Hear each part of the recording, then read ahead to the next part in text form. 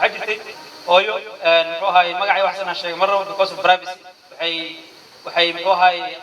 waxa ku dhacay bistola ayadoo yani محوها jirto 35 sano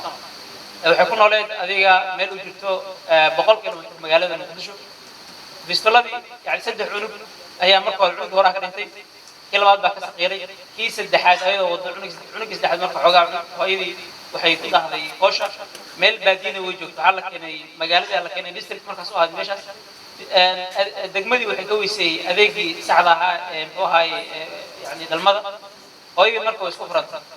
isku furankii hooyada waxay keentay hooyadii in maxay adeegeedu uu ka tago reerkii ay ku nacaan qasab waxa soconaya isku furanka waxa soconaya inta badan kaadidii saxarada control ka waxay noqday marka reerkii inay dayacaan hooy 35 sano ayaa waxa ka socday kaadidii saxarada